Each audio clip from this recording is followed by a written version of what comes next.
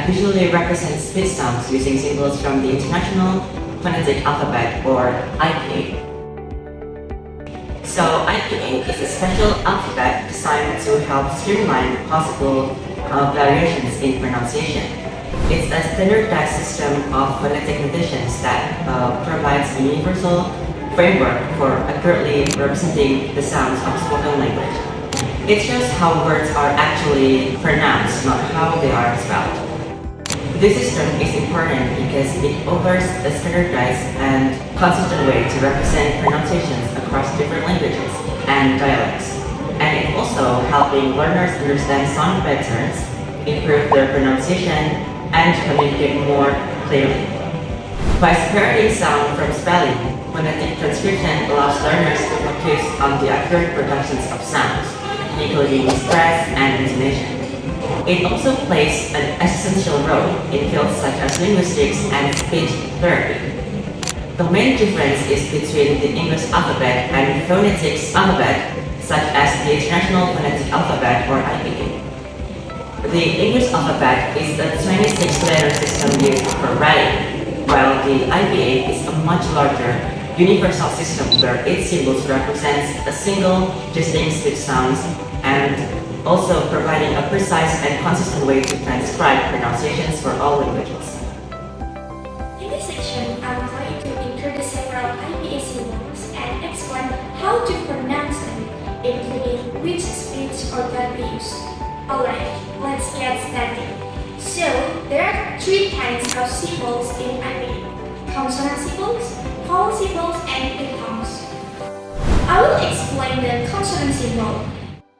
The first one is bilabial and labiodynamic. Let's start with the sounds when writing at the front of the mouth. Bilabial sounds use both of our lips. So, when you see p, like in pen, b, like in wood, and in man. All of these are produced by bringing the upper and lower lips together. Next to that, we have the labiodynamic sounds, which use two organs, lower lips and your upper front lip. So, for earth, in fly, and the in video. The lower lip gently touches the upper tip while air passes through. Moving a little inside the mouth, we have the dental sound, where the tongue touches the upper tip. That's how we get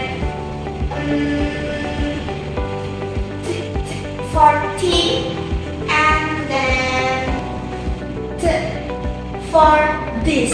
So T for T and T for this. Then right behind the teeth on the little ridge called the alveolar ridge, we have the alveolar sounds. These include T for T, D for day, N for no, and S for C, and then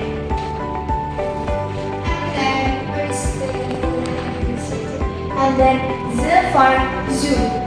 All of these are made by placing the tongue close to the alveolar ridge. A bit further back, we have the post-alveolar sounds produced when the tongue moves slightly behind the alveolar ridge. That's where we get sh for sheep, and then we have s for television, s for television, and then ch for chair, and this is j for June or joy. Now let's go even further back. Filler sounds are produced when the back of the tongue touches the soft palate or the volume, so we get k like in cat, and then g like in go, and the sound in sing, and then of course we have ha made simply with open airflow from the throat like in HAP. So now let's look at vowels. Vowels depend on the shape of the mouth, tongue head, and lip position. E is a short E like in seat, and then is like the in pen, and then is that white sound in cat, where the mouth opens more, and U is the relaxed U sound in cup, and then U is the short U in book, and then the shawa is the most relaxed sound of all the natural A in about. For long vowels, we simply hold the sound a bit longer. E is the long E in C, and then A is the long A in car, and then O is the long O in top, and U is the long U in blue, and is the long sound in bird.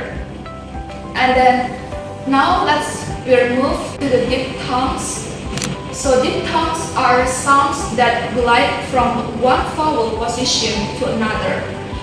So A is the sound in day, and then I like in time, and O like in boy, and then O like in now, and the last one is O like in go. Okay, now let's move on to how to transcribe your words or sentence in paper. I will explain some basic rules that will help you write phonetic transcription correctly and consistently. So there are many general phonetic rules. So let's start with some general transcription rules. First, always use consistent symbol as your letter or is special case, because there are big difference between the British and American transcription system. It is also important to check with the pronunciation dictionary to stay consistent. Second, make sure to distinguish words like u, schwa, and So small difference like this can really change the meaning. The third, the letter is X, usually transcribed as X. For example, box. We don't say like X is even here. So the symbol X is X, but it's rare in English. So use box. Use for foreign words. Number 4, use K instead of C for the first spell stop, and ya instead of Y for the approximate, like in yes. 5, words ending with syllabic consonant. You can see the example: simple, garden, gird. Some other we use a superscript with schwa instead. 6, when you write the diphthongs, make sure to use the correct vowels. For example, rather than you can say that this, and next is la rather than I, and next is rather than u. Next is number 7. Pay attention to unpronounced sounds. So in British English, the post-vocalic is usually silent, so here becomes here, not her. But when it's followed by a vowel like in here and now, the R is pronounced here, here. So let's practice. So the spoken is I'm gonna go now. So we can see this phonetic transcription. I'm gonna go now. The next is number 2. I think that's enough. That will help to start this. I think that's enough. So the key here is listen carefully and write what you actually hear, not what looks correct in spelling. So basically focus on the phonetic. Next slide is applying transcription. So here are some basic rules like write what you hear and not what looks correct, and keep natural speech features like inflection and pauses. And number 3 is use IPA symbols consistently. You can see that on Google. And last is check with pronunciation dictionary if observed. These are important to make your transcription sound authentic.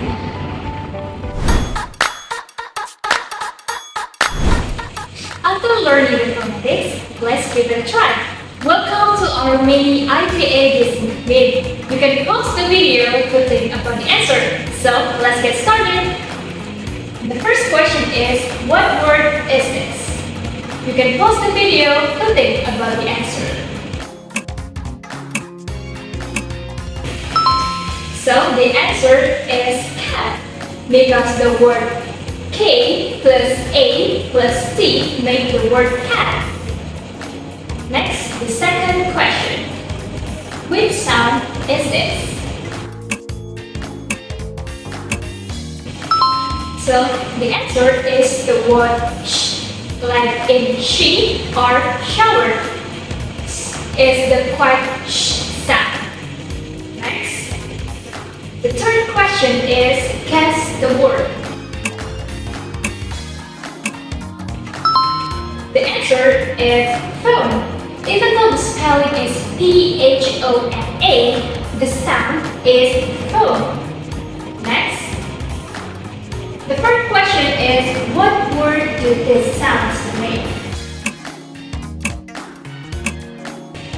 The answer is happy, because the word H-A plus P make the word happy. The last one. What word is this? The answer is ting, because the first sound t is the tongue between the teeth sound. T.